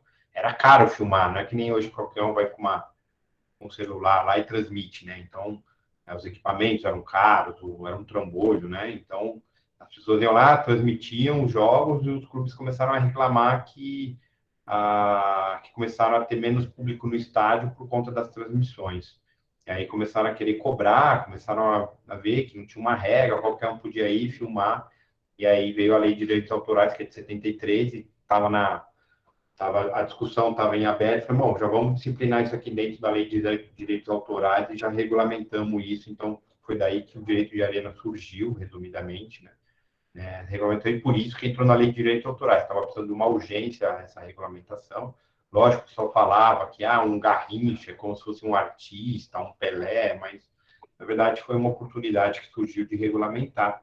Depois, 20 anos depois, veio na Lei Zico, né? Aí já veio na Lei Geral Esportiva, e aí já revogou o que existia na Lei de Direitos Autorais. Depois, a Lei Pelé em 98, com as suas modificações, e agora em 2021 com essas modificações mais recentes na verdade, e brutas, né? Porque as outras modificações eram só pequenos ajustes, mas já veio a lei de 2021 que já alterou bastante, trazendo a questão da lei do mandante, né? O que eu tenho uma definição, né, que está ali, que o direito de arena, muita gente fala, o direito de arena do atleta, o atleta não tem direito de arena nenhum, tá? Nada contra os atletas, né? Mas o direito de arena é um direito do clube, né? E não um direito dos atletas de negociar a transmissão ou retransmissão, enfim, de negociar a transmissão das imagens dos eventos que eles participem, né? Então a gente fala dos clubes, porque antes era os dois clubes, pensar no futebol, né? Os dois clubes que iam jogar, mas no caso agora, se a gente for adaptar a nova lei, é direito do clube mandante, né? Então a gente tem que sempre fazer essa adaptaçãozinha na definição. Então, os clubes têm todos os direitos relativos à imagem coletiva do espetáculo, com exceção, logicamente, dos flagrantes para fins jornalísticos, que tem uma exceção na própria lei. O que a lei previu desde o início, e também isso já estava, todo mundo sabia que ia dar confusão desde o começo, também desde 73, é que os atletas teriam um direito do percentual que fosse negociado. Desde o começo também os autores da lei falaram isso, tem até um autor que fala isso aí já vai dar com certeza que isso vai dar confusão sobre esse percentual, porque não era assim, por que os atletas têm direito? Porque veio uma reivindicação, não é porque a imagem dele está sendo transmitida que ele tem direito, foi só uma forma de remunerá-los na época melhor, que poderiam ter dado para os árbitros, para o gandula, para os treinadores, para o preparador físico, foi uma forma ali na época de passar, de melhorar a remuneração da época dos jogadores, que era o percentual em pé. Aí foi a primeira grande discussão que se começou com relação ao direito de arena, que era sobre o percentual. Não sei até que ponto que posso tratar aqui rapidamente, porque a lei falava que, salvo convenção em contrário, 20% como mínimo será pago aos atletas. E aí começaram a surgir uma série de interpretações, inclusive professores de português, de linguística, de tudo, para tentar entender esse salvo convenção em contrário, 20% como mínimo tem que ser pagos ao atleta, mas tem que ser mínimo de 20% ou com convenção em contrário pode ser menos que 20%. Então, a gente falava que como estava entre vírgulas, podia ser menos de 20%, que a gente falava que não podia ser menos de 20%, a gente falava que essa convenção deveria ser uma convenção coletiva, que é quando há um acordo entre o sindicato dos atletas e o sindicato dos clubes, que a gente falava que essa convenção, na verdade, simplesmente é uma convenção, é um acordo. Então, surgiram interpretações na lei, com base na lei de 73, 93 e 98, que tinha essa redação de 20%, de tudo quanto é jeito, os clubes não pagavam esse percentual aos atletas, não pagavam, até que o sindicato dos atletas de São Paulo, Rio, vários sindicatos se reuniram e entraram com uma ação na época contra os clubes dos 13, que negociavam esses direitos, contra os clubes, contra a Rede Globo, para tentar receber em nome dos atletas esse percentual, e acabou sendo feito um acordo numa ação civil para que, em vez de pagar 20%, fosse pago 5%. Né? E a partir de 2001, eu acho, ou 2000, nessa ação do Clube dos 13, os clubes passaram a pagar 5% para os sindicatos, e os sindicatos faziam uma contabilidade lá, retinham um pedaço deles da forma de administração e repassava para os atletas como uma natureza civil.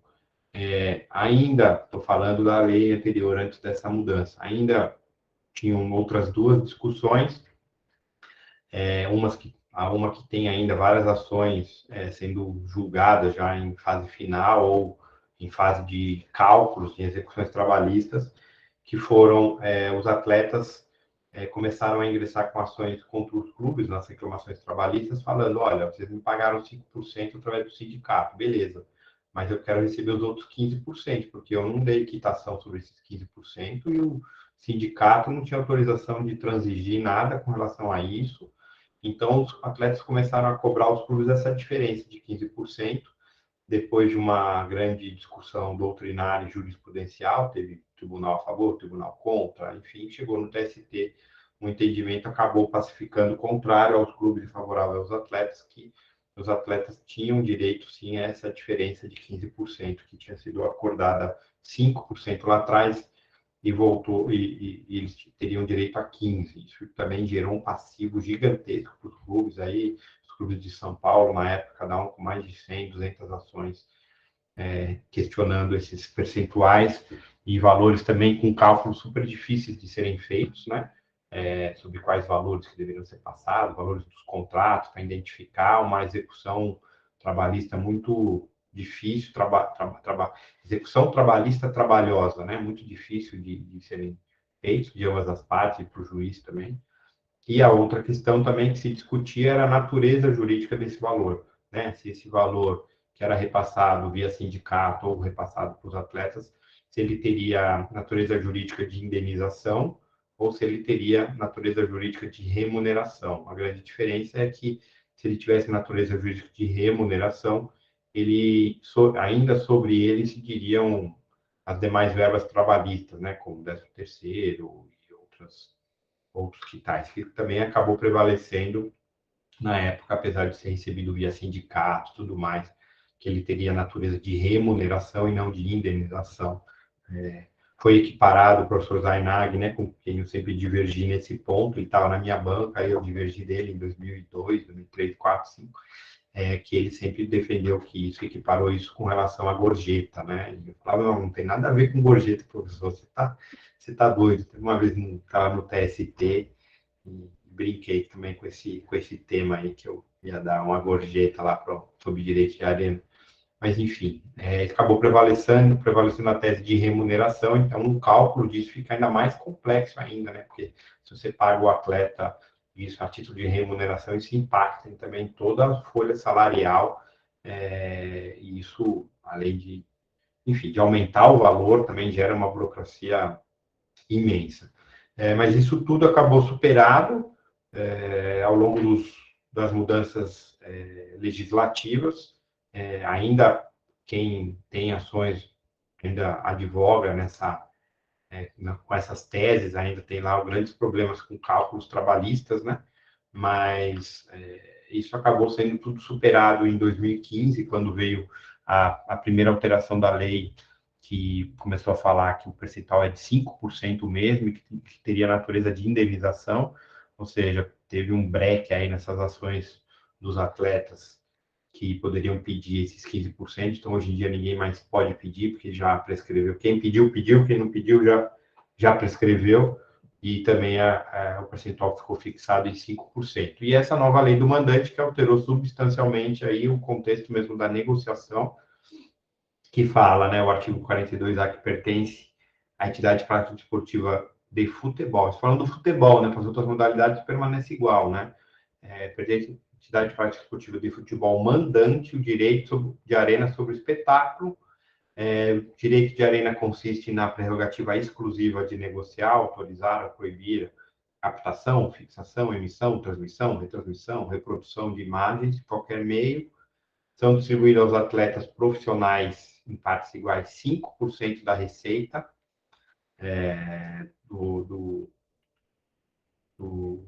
a respeito dos desportivos audiovisuais. E aqui, né, também já virou uma discussão, mas é distribuído para os atletas da equipe mandante, porque é ela que vai receber, né? A equipe visitante não vai estar recebendo 5% de 0 a 0, né? E também veio estipular aqui que a distribuição da receita tem natureza civil, exceto se tiver alguma convenção coletiva contrária, ou seja, então não vai incidir as demais verbas remuneratórias sobre esse valor. Que esse pagamento, isso também tinha saído dos sindicatos, mas agora voltou, né, para o sindicato. O pagamento é realizado por intermédio dos sindicatos da categoria, que vão receber e tem que repassar para os atletas no prazo de 72 horas. Isso era um problema também, que o sindicato recebia e demorava meses, anos, né? Teve algumas denúncias, algumas matérias aí pesadas sobre o mau uso, a má administração dessas verbas pelos sindicatos, né? Fala também os atletas, todos os escalados para partidas, titulares e reservas. Essa era uma discussão também, quem deveria receber, se só aqueles que jogassem, quem entrasse no segundo tempo, como que faria essa divisão. Enfim, acho que basicamente eu estou lendo aqui o artigo da lei, mas isso acho que vocês podem fazer, quem já não conhece, para dar uma olhada no artigo 42A, né? E também fala também uma preocupação quando vê a medida provisória, que depois acabou não sendo renovada, essa lei teve a preocupação de resguardar os direitos dos contratos em vigor, né? Então, a disposição desse artigo não se aplica a contratos que tenham por objeto direitos de transmissão celebrados previamente a esse artigo, né? Então, eu acho que essa também foi um avanço em relação ao texto anterior da medida provisória. Eu sempre separei aqui para a gente rapidamente encerrar. Separei para um grupo de estudos também que a gente fez com o pessoal da PUC. Então, também revisito aqui com vocês, trouxe 4 exemplos para eles sobre Alemanha, Inglaterra, Espanha e Portugal, né? Na Alemanha, os direitos da primeira e segunda divisão da tal da Bundesliga são vendidos centralizado, né? A gente está falando aqui em mandante, antes eram 2 clubes, né? A gente chegou a ser centralizado pelo Clube dos 13, mas isso acabou sendo implodido, né? Mas ele é centralizado via um leilão periódico a cada 4 anos. Essas regras na Alemanha têm sido a tendência na Europa toda, foram definidas pela Comissão Europeia de Autoridade da Concorrência, e eles introduziram recentemente uma cláusula que eles chamam de no single buyer, de ninguém poder comprar todos os direitos, uma única emissora vir comprar todos os direitos. Então tem que ter, no mínimo, um fracionamento disso para terem mais postulantes e a proteção do mercado. Na Inglaterra, também é realizada a venda centralizada pela Premier League, não só ela vende, como também tem um sistema de distribuição bem especial, né, de acordo com o público, com participação no campeonato e participação no público, participação no campeonato e audiência e tamanho, né, do clube. E também é feito através de um leilão, só que lá é trienal, né? Também as regras e a forma dos leilões periódicos foram também influenciados e inicialmente definidos pela Comissão Europeia de Direito da Concorrência, então a Inglaterra também. A Espanha, a mesma coisa, recentemente, né, vocês devem ter ouvido a questão da espanholização, que Real Madrid e Barcelona recebiam muito mais que os outros, mas eles tiveram que aprovar uma lei, eles tinham uma lei sobre direitos de transmissão, uma lei própria, eles tiveram que alterar essa lei em 2015, teve praticamente uma intervenção, né, do governo alterando essa lei. São vendidos também os direitos de forma centralizada, a cada 3 anos, de um leilão, né? Eles têm que apresentar, a Liga e a Federação têm que apresentar à autoridade de concorrência espanhola as propostas de leilões, tanto para o Campeonato da Liga, quanto para a Copa do Rei, e a Supercopa do Rei, enfim, as competições que a Federação organiza, e eles fazem com que tenha ali determinadas regras para que o leilão ocorra e tenha a máxima participação de interessados e não fique centralizado. E o último, Portugal. Portugal também é um exemplo que está evoluindo e a gente evoluiu, né? Portugal também tinha, até recentemente, a questão da lei do mandante. Eram os mandantes que comercializavam, então, no primeiro momento, eles acharam ótimo que o Benfica criou a televisão Benfica, que só passava jogo no streaming próprio. Ele viu que isso não dava tanto dinheiro e começou a negociar sozinho com uma emissora, o Sporting e o Porto. Então, os 3 clubes fizeram contratos longos, contratos de mais de 10 anos ou de 10 anos, recebendo muito dinheiro e criou-se uma disparidade muito grande com os outros clubes. Então, praticamente impossível que o Braga, um pouquinho atrás, mas enquanto um recebia 100, os outros recebiam 5, 3, 7 milhões. Então, a diferença era muito grande e teve agora uma intervenção também legislativa, um relatório, um estudo. Quem quiser pesquisar, é muito legal esse relatório, acho que eu tenho aqui, posso ver se eu consigo compartilhar, da autoridade, a ADC, a Autoridade da Concorrência de Portugal, recomendando a intervenção legislativa nesses direitos, né? Ela fala assim, a autoridade recomenda uma intervenção legislativa que promova a regulamentação do modelo de comercialização dos direitos de transmissão televisiva, permitindo a venda desses direitos através de leilões trianuais realizados e administrados pela Liga. Então, com procedimentos específicos sujeitos à aprovação da autoridade da concorrência. Então, isso vai ser feito para as temporadas de 2027 e 2028, porque também eles vão respeitar os contratos em vigor, apesar deles terem identificado isso agora. Nós estamos na temporada 21, 22, ainda vai ter mais 3, 4 temporadas dessa forma, porque não tem como romper os contratos em andamento, mas para as temporadas 2027 e 28 vão ser feitos esses leilões e também vão procurar ter mais concorrentes. Tem até um decreto-lei, se alguém quiser pesquisar, decreto-lei 22B, de 22 de março de 2021, né? Então, fala exatamente de como vai ser feito esse modelo, artigo 5º, que trata do modelo de comercialização centralizada desses direitos em Portugal. Então, a gente, como eu falei, a gente está na contramão. Esse estudo da Autoridade da Concorrência de Portugal é muito legal, porque ele traz exemplos de outras ligas, da Liga Holandesa, está em português, que facilita bastante para quem não tem familiaridade em pesquisar, em leitura em outras línguas.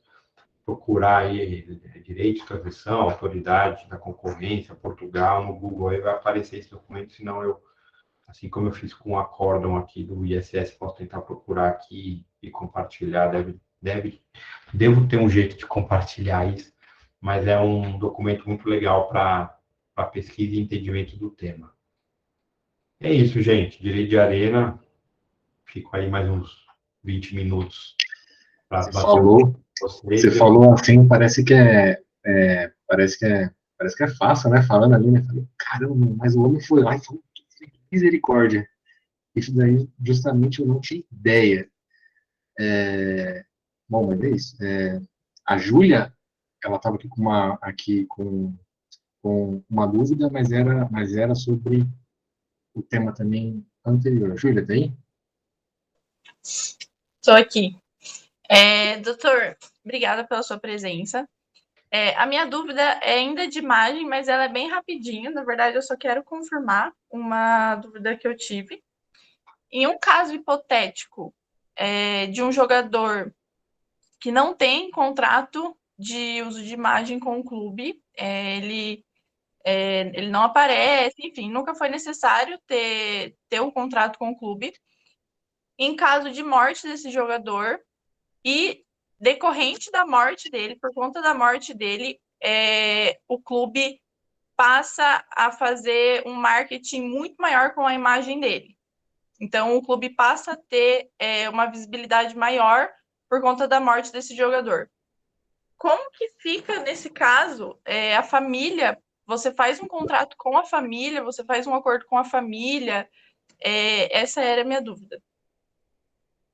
Sim, se o clube não tem um contrato, não tinha um contrato com o atleta, ele não poderia utilizar. Então, para ele ter direito a utilizar e fazer ações como... Enfim, vou lembrar o Sócrates. Sócrates faleceu, o Corinthians tem feito algumas ações agora licenciadas, muita gente usa pirateado, mas algumas ações licenciadas com ele. Então, para utilizar essa imagem com esses produtos, com essas questões relacionadas ao Sócrates, eles fizeram um acordo com o representante legal do espólio, né? Do inventariante, o representante legal, enfim, quem é o responsável faz um contrato e ali disciplina como que isso vai ser explorada essa imagem. Então, é assim que funciona. Entendi, tá bom, era só isso mesmo. Obrigada, doutor. Deixa eu ver quem mais está aqui na fila. O André. Cadê o André Oliveira? Oi, boa tarde. Doutor, obrigado pela palestra. Vocês me escutam bem? Desculpa. Sim. Tá. Na verdade, assim, tinha um direito de imagem também, como eu cheguei atrasado na reunião, não sei se você já falou. De um caso, por exemplo, com o aumento da procura e exploração da imagem do atleta, acredito eu que muitas empresas, inclusive de marketing, também buscaram esses atletas para administrar essa imagem, né? No caso de um contrato direto com a empresa, isso gera uma obrigatoriedade do clube fazer um contrato com a empresa de imagem. Eu não sei se você falou disso, né? Porque eu cheguei atrasado. Não... E se caso, sim, houvesse contrato, como que fica essa questão, por exemplo, da rescisão do contrato, já que o clube paga a empresa e não o jogador? E Eu teria uma segunda também agora de direito de arena, não sei se é melhor já fazer. Vamos esperar. Deixa eu falar da primeira, ver se eu entendi. No caso, deu uma falhada aqui. No caso de o clube receber da empresa, como é que é? Não, no caso, o jogador assina com uma empresa de marketing a gestão da imagem dele. O clube assina esse direito de imagem direto com a empresa ou não? É personalíssimo, isso é questão do um jogador. Então, aí tem que ver, tá, legal, entendi. Tem que ver o seguinte, se o atleta negociou com uma empresa de marketing qualquer e licenciou as imagens dele de forma exclusiva com essa empresa de marketing, o clube tem que fazer um acordo com a empresa, porque é a empresa que tenha os direitos de exclusividade para explorar, para licenciar, enfim. É interessante sempre também colocar o atleta, fazer, né, o atleta como um anuente, né, se a gente chamaria de um sublicenciamento, tá? E, de repente, se depois o clube negocia com uma outra empresa para explorar, também é um outro sublicenciamento. Então, tem que ver dentro da cadeia de contratos quem que, se foi com exclusividade. Se não foi com exclusividade, pode fazer o atleta direto com o clube.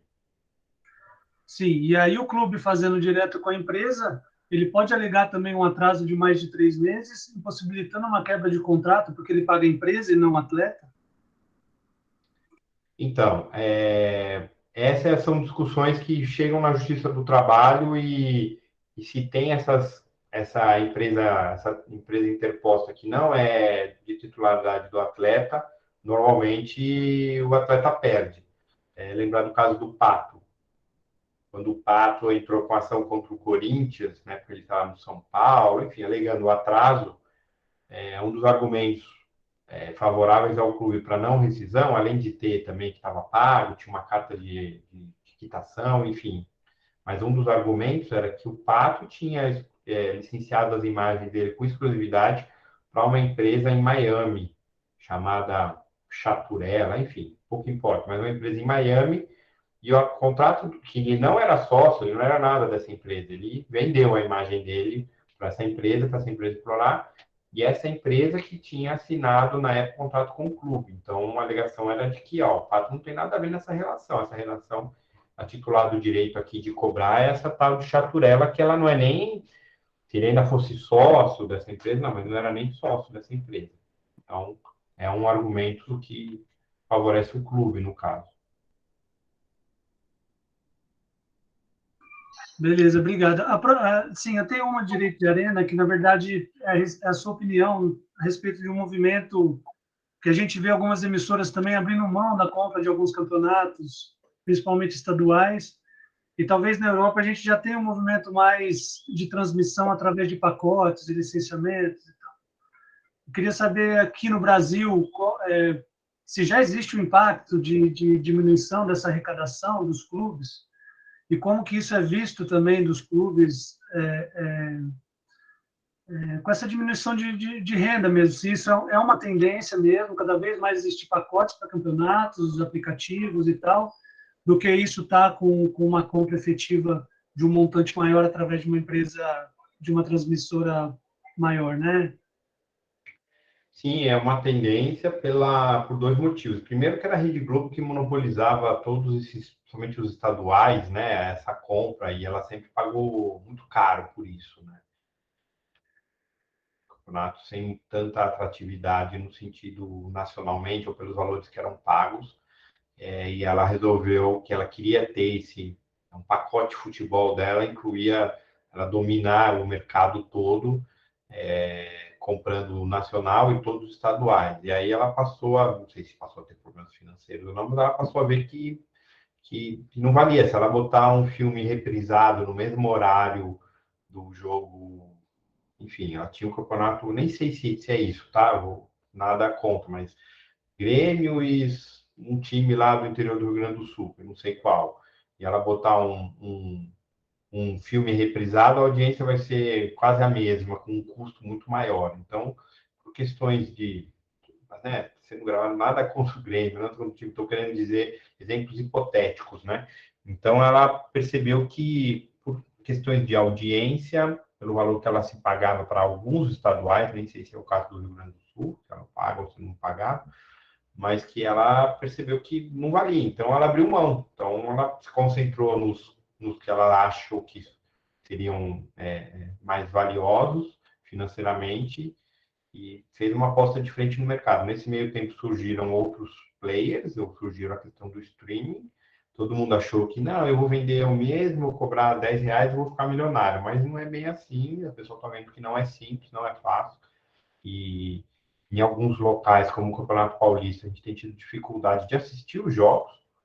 Eu tenho o Premiere, tenho o Net, tenho um monte de coisa. Teve jogo aí que eu não conseguia assistir, porque estava passando um negócio que eu não tinha, que eu não sabia que eu tinha que ter, e aí eu fiquei puto e não quis pagar mais uma 18ª assinatura. Mas começou a ter outro tipo de problema, né? De você ter jogos em tantos lugares diferentes, que o público, mesmo o público especializado, né? Me considero especializado no estilo que eu gosto, eu consumo, né? Que é o termo, eu consumo, eu tenho condições financeiras de consumir, não estou deixando de uma coisa ou outra, mas chegou uma hora que eu falei, pô, não aguento mais ficar pagando toda hora R$10 para um, R$15 para outro, a transmissão é ruim, o sinal cai, o comentarista é ruim, o narrador é pior ainda, então prefiro ligar o rádio e ouvir no rádio, entendeu? Então começam a gerar e é um momento nesse mercado é um momento de transformação mesmo. Então, tem vários players querendo entrar, outros querendo sair, valores. É um momento de acomodação. Acho que a gente vai sofrer, não sofrer, acho que vai ter bastante novidades aí no meio. Então, haver jogo no Facebook, jogo no YouTube, jogo no Instagram, jogo na Amazon, jogo no DAZN, jogo no SBT, na Globo, na Bandeirantes, no Champions League. Ontem eu estava querendo assistir o jogo, eu não conseguia assistir, porque não sabia que canal passava. Hoje eu sei que o meu jogo vai passar no Premiere, fiquei feliz, porque achei que ia ser HBO Max, então o clássico hoje eu vou assistir na Premiere, que eu tenho. Então eu vou cancelar, né? Você vai pagando um monte de coisa, uma hora você não usa. Então, acho que tem essa acomodação no mercado também. Perfeito, doutor. Obrigado, viu? Pessoal, alguém mais além do Igor e eu tem dúvida, porque a gente já até falou bastante aqui para ele. Mas é isso, professor. A gente sabe aqui do seu tempo. Então, Simone, última dúvida sua, tá bom?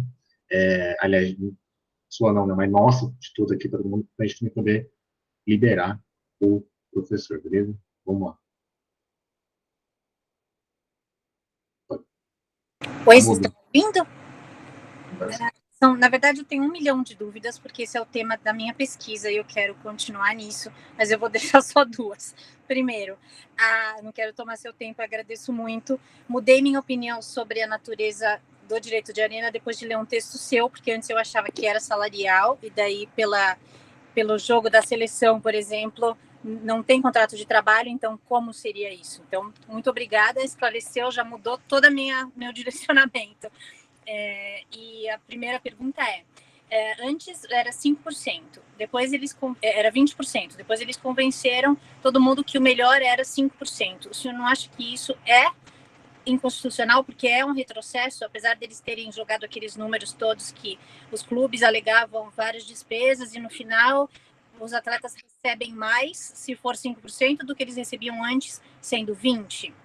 Essa é a primeira pergunta. Não acho inconstitucional, não sei aonde feriria a Constituição. Ainda mais se você pensar que é uma natureza indenizatória, civil, e não é uma questão salarial de irredutibilidade de vencimentos. Acho que, para mim, poderia ser 0. O jogador poderia não receber nada ou receber tudo. Aqui é diferente. Eu acho que foi uma legislativa lá que quiseram dar ali um percentual para os atletas, mas... Pensei que seria inconstitucional, porque já é uma coisa que era um direito garantido, e como é previsto na Constituição o direito de arena, se isso não seria contra o princípio da vedação ao retrocesso.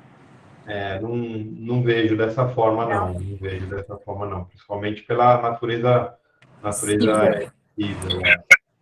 Certo. A outra pergunta o que o senhor acha da atuação do sindicato, dessa intermediação que foi dada ao sindicato de receber e que, na prática, o sindicato meio que obriga a filiação do atleta ao sindicato para receber o direito de arena? Não gosto. Não gosto. Acho que seria mais fácil que tivesse, se fosse direto do clube, ou eventualmente do clube que recebe, paga o seu percentual sem a intermediação. A questão sindical no Brasil, não sou especialista, não entendo direito como funciona, mas eu não gosto da forma como ela é tratada.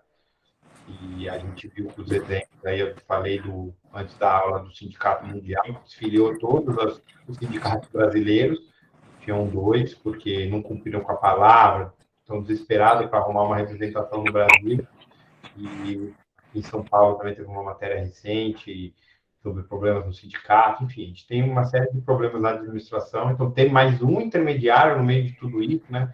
Ele é da televisão, já paga para o clube, paga para o sindicato paga para os atletas, o dinheiro fica circulando aí até chegar para onde tem que chegar. Quanto menos intermediário tiver, melhor. Também acho, professor. E assim, os atletas pararam de não receber pelo clube para não receber pelo sindicato, né? Que tem ação aí de 10 anos, então não resolveu muito. Muito obrigada. Gente, agradeço, parabéns para vocês aí, para os coordenadores do grupo de estudos. Quem dera eu tivesse um grupo de estudos na minha época, mas não tinha nem direito esportivo na minha época, então vou deixar aqui no chat meu e-mail, meus contatos, e fico sempre à disposição aí, se alguém precisar de alguma ajuda,